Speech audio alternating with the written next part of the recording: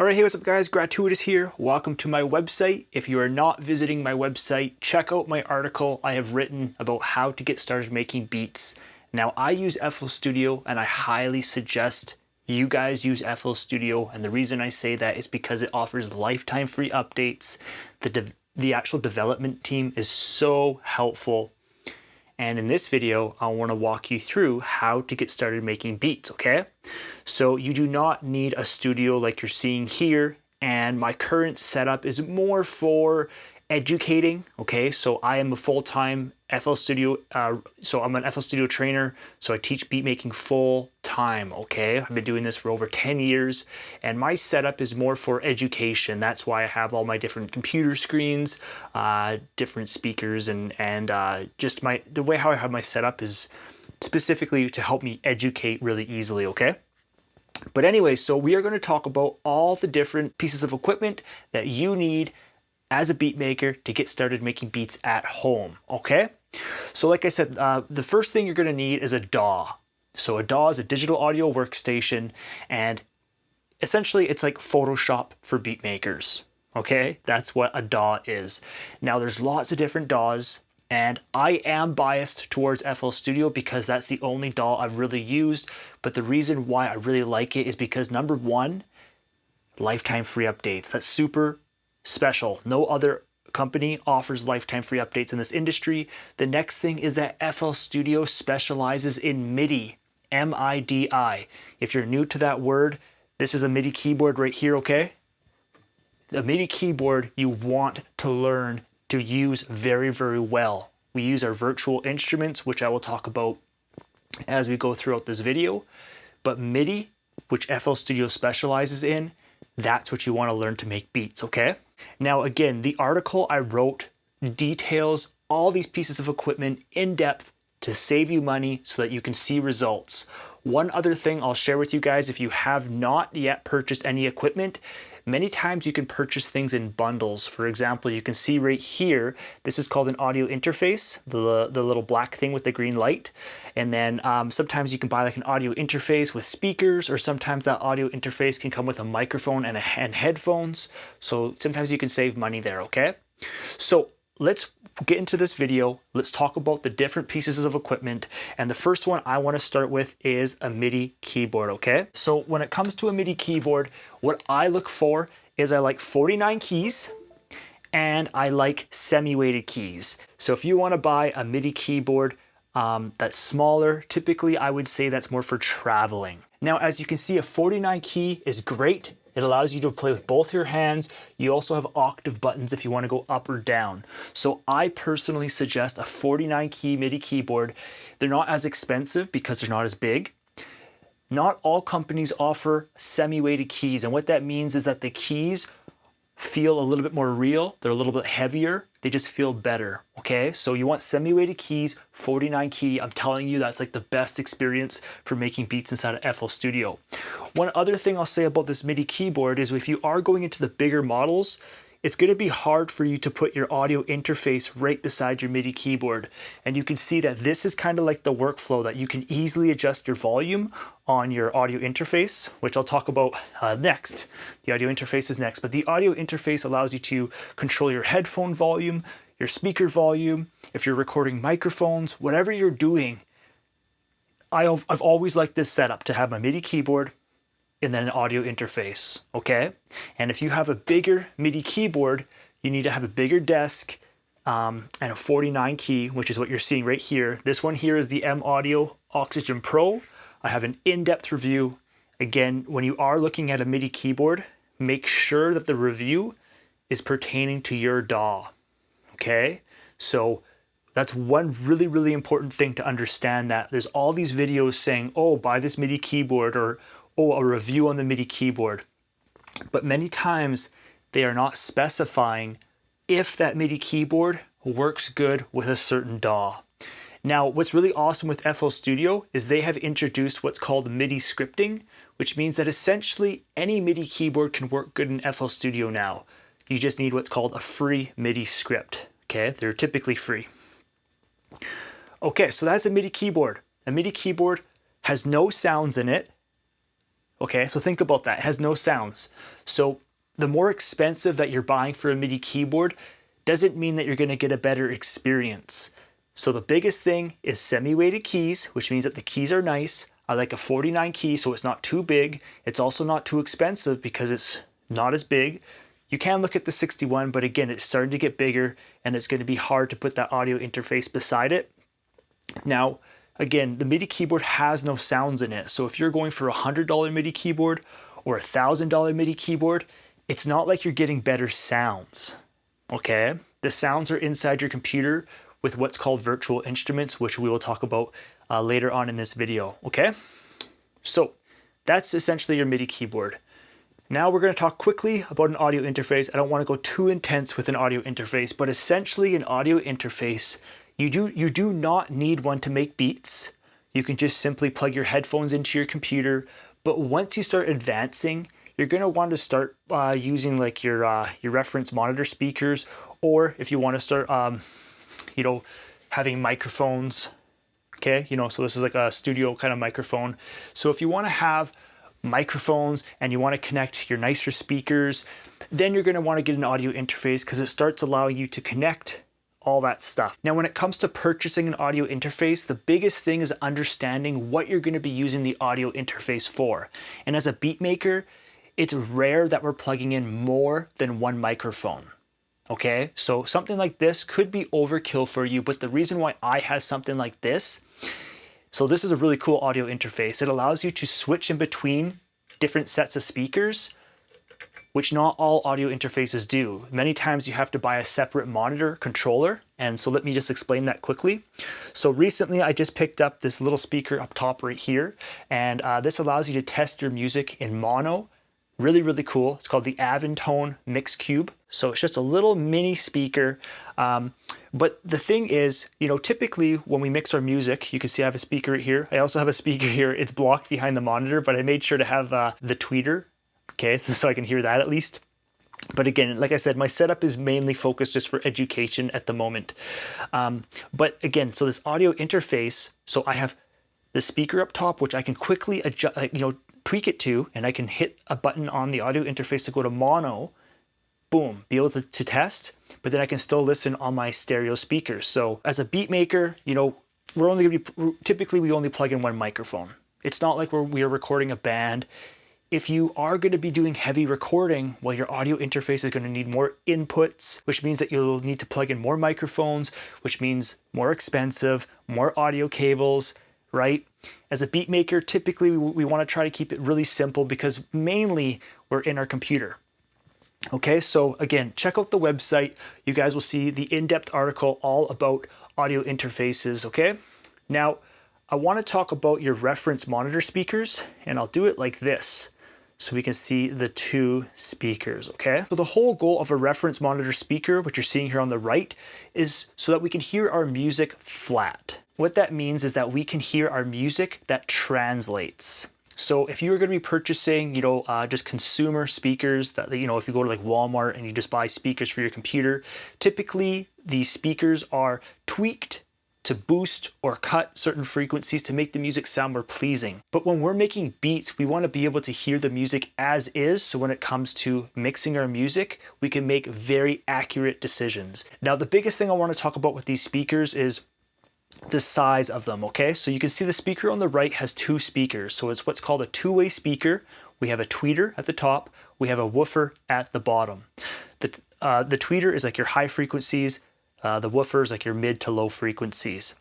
Now, once you get into way more expensive speakers, you can start getting into three-way speakers. So it can have like a tweeter, a woofer, and then a bigger woofer for like the lows. Now, for me personally, I actually have a subwoofer connected to these speakers. So I have a tweeter, I have a woofer, and then a sub for like the low lows. Now, the biggest thing that you have to understand is what style of music are you making? Okay, so if you're making beats, typically your beats are very, very bass heavy. And for me, I use an 8-inch speaker. So my suggestion to you would probably be to get like a 7-inch or an 8-inch. But again, the room that you're in kind of all dictates, and I don't want to get into all that talk because it's a whole different world and argument. But the thing is, I tried a 5 5-inch reference monitor speaker. I plugged it in and it had like no bass. And I was very, very disappointed, and that's why I ended up buying a subwoofer with the 5-inch speakers, and that was a really, really good setup. I upgraded to these 8-inch, and I like them, but personally I did like the 5-inch speakers with a sub. One thing also to say is my previous mixing environment, I was in like a really big room. And the bigger your room is in, the easier you can hear bass, okay? So again, not getting too much into that, but that is something to say. So you can see like around like the room, I have some acoustic treatment, but honestly, I did not do it properly at the time many years ago. My insulation or my acoustic treatment is too thin to really be useful. The biggest thing when it comes to acoustic treatment in our small rooms is bass. We want to be able to control the bass. Okay, so just a quick recap on a reference monitor speaker. So for me personally, to you, I would say look at like a 7-inch speaker. I personally have an 8. There are like adjustments on the back of them, but it gets pretty intense, right? Also, just like the actual volume you listen to your speakers at, that can also have an impact on your mixes too. But that's the reason why I got this little speaker up here. Because it's only one speaker, there's no crossover. So in other words, if you have a tweeter, like I'm showing right here, and a woofer, there's what's called a crossover.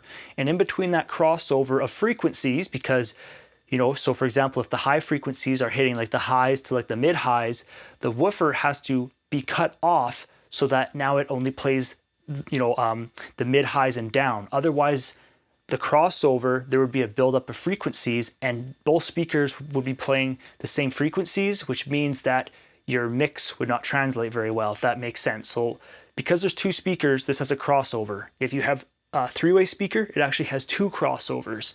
And so because a single speaker does not have a crossover like this, a mix cube right here, so again, it's an Aventone mix cube, this supposedly it allows you to hear like the mid-range nice and accurate. And so when you're mixing your music, it's all about being able to reference different speakers, and supposedly these mix cubes allow you to do that. I just recently picked it up.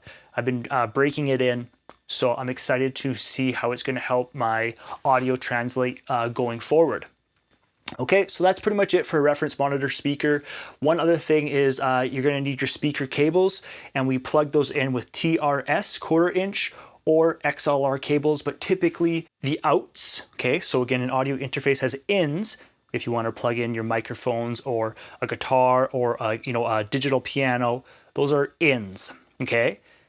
An out goes to your speakers, or if you want to plug it into some hardware units. As you can see right here, I have some hardware units right here. So again, you guys don't need all this stuff. I'm just showing you what's going on. And I keep things really, really simple. This right here is just called a single channel preamp.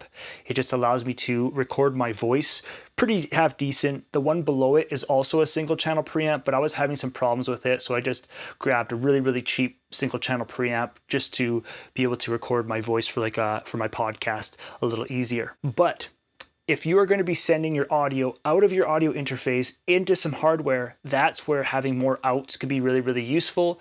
But again, I typically advise producers making beats in their computer to try to stay in your computer as much as possible. For me, like I said, because I do record my voice quite a bit, that's why I have some hardware. One thing also to consider, just for you guys without getting too much into it, is a power conditioner. These are and that's what these are right here. So the reason I have this is it has some lights, just kind of cool for like the video. You can even like adjust or turn off the lights, or you can adjust like how bright they are. But you do not need something that intense. But for me, I have like my computer plugged into that. I have all my equipment plugged into it. That way, if anything happened, like a surge, you know, supposedly this thing is supposed to protect your equipment a little bit better. So that's one thing you guys can look into once you start acquiring more gear. If you just have some basic gear, then I would say don't even worry about it. You can plug it into just like a basic power bar. All right, I'll just quickly talk to you about microphones. Now, again, as a beat maker, most of us are not using microphones. So this is a dynamic microphone, and I really, really like dynamic microphones because they're not that sensitive, which means that it's not going to pick up the room sound as much. It's not going to pick up the computer fan noise if your furnace turns on or your air conditioner. But so I would look towards a dynamic microphone for a microphone. I promise you will get really easy results. You can use your EQ, you can use your compression, you can get really, really good results, okay?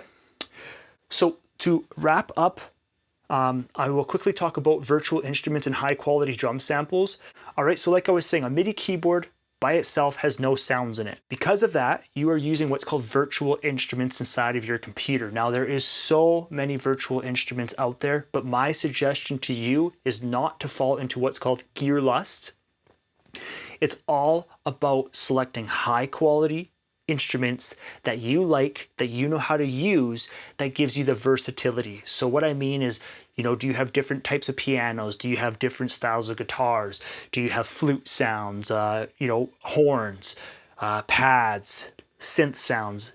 When you have all these different types of sounds, it allows you to play them with your MIDI keyboard, and it allows you to be super versatile. It's really easy to be, to get caught up in thinking that you need all these synths. And if you do that, it's going to cost you a lot of money. It's going to take a lot of your time to try to learn them, and there's not enough time.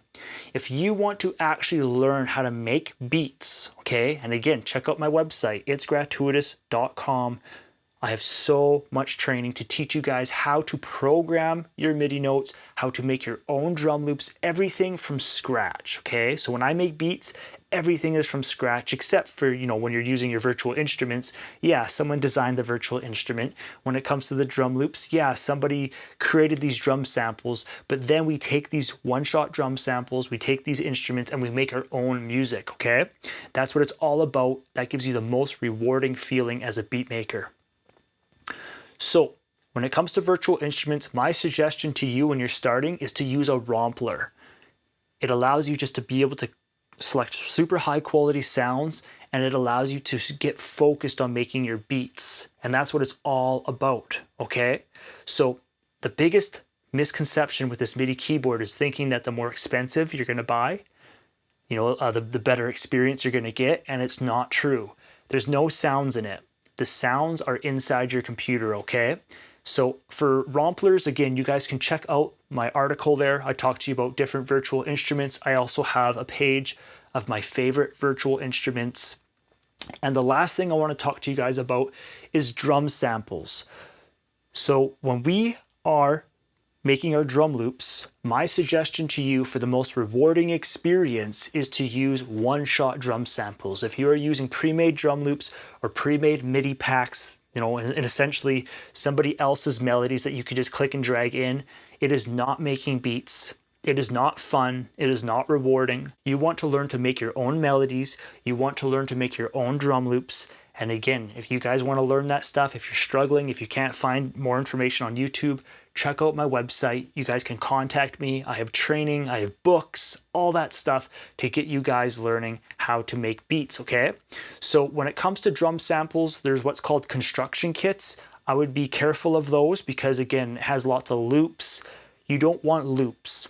You want the one-shot drum sample. So a kick drum, a clap, snare, then you can go and make your own drum loops. I'm telling you, it is the most rewarding feeling.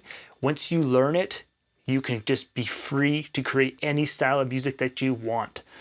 And so that is this video, okay? So how to get started making beats. You do not need a super expensive setup, okay? Honestly, you could probably get in for about $2,000 if you don't have a computer. So that's one thing, you can see my computer down here. It is a custom built computer, but again, when you're first getting started, you do not need a custom built computer. You just want to learn to make music. And what's going to happen to you is as you start progressing, as you start getting better, then you will feel that your computer is hindering you. Then you can look towards a new computer. But until then, you have to max out your computer's capabilities. Until then, don't worry about a new computer, okay? And that's it. If you guys got questions, you guys visit the website, itsgratuitous.com. I also have a free book that I've written for brand new music producers wanting to learn this. Just go to itsgratuitous.com/5 keys. The book is called 5 Keys to a Successful Beat. There is so many valuable tips that I have provided for you guys in that book. I've been doing this for over 10 years. I've worked with a Grammy-nominated artist, And you know, all that stuff is just kind of sales stuff. But in other words, I've been doing this for a long time. I'm really passionate about high quality education. And if you would like me to teach you how to make beats, sign up for the free book, read it, and I'll get back to you. That's one thing that I always tell you guys, if you're into this stuff, if you're wanting to learn it, if you want to see results, the secret is in reading.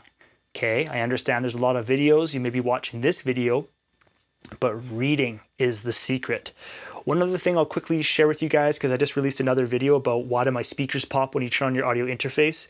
You can see here on the side, I have a power bar. So don't get too carried away with plugging things into a power bar, right? You got to be careful. But I just plug in my speakers, my subwoofer, and I also plug in this mix cube as well. And as soon as I turn on this power bar right here, then my speakers turn on. Because for me personally, because to turn on these speakers, you have to go behind them to turn them on, and getting behind this setup is not very enjoyable. So there you guys go. So if you guys got questions about making beats, definitely visit the website. Thanks for checking out this video, and I hope it helps.